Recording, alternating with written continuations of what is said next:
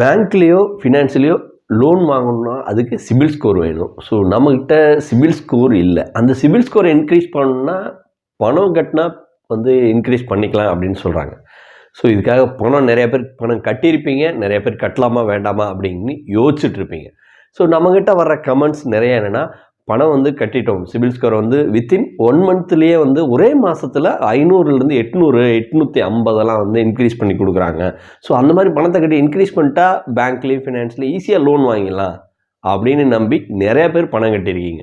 So இந்த கட்டின பணம் கிடைக்குமா கிடைக்காதா அப்படிங்கிற கொஸ்டின்ஸ் தொடர்ந்து வந்துகிட்டே இருக்குது.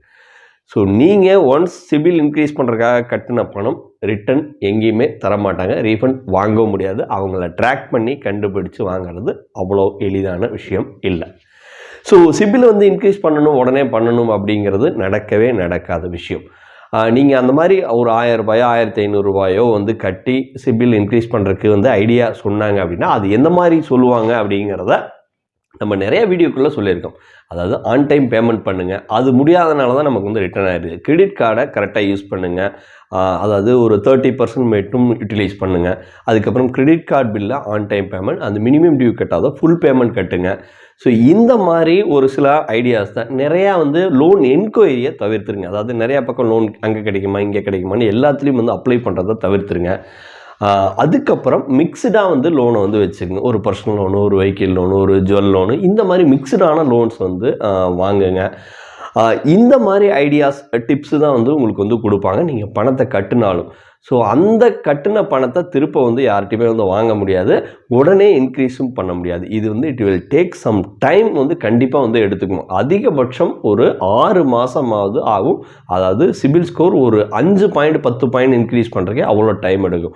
நீங்கள் உடனே 500லேருந்து 800 போகும், அதை வச்சு பேங்க்லேயே லோன் வாங்கிக்கலாம், நம்ம பிரச்சனையெல்லாம் சால்வ் பண்ணலாம் அப்படின்னு நினைக்கிறது முட்டாள்தனம். அதனால் இந்த வீடியோ பார்க்கறதுக்கு முன்னாடி கட்டியிருந்தீங்க, இனிமேல் கட்டாதீங்க. 1000 ரூபா கட்டிட்டீங்க, இன்னொரு 500 ரூபா கட்டுங்க, இன்னொரு 2000 ரூபா கட்டுங்க, நாங்கள் இன்க்ரீஸ் பண்ணி கொடுக்குறோம் அப்படின்னு ஒரு கூட்டம் அலையுது. அதுக்கப்புறம் பார்த்தீங்கன்னா நீங்கள் கட்டின உடனே 1 மாதத்தில் இன்க்ரீஸ் பண்ணிடலாம் அப்படின்னு சொல்லிட்டு இன்னொரு சைடு ஒரு கூட்டம். நிறைய கம்பெனிஸ் இருக்குது, நான் எதையுமே இண்டிவிஜுவலாக பேர் சொல்ல விரும்பல.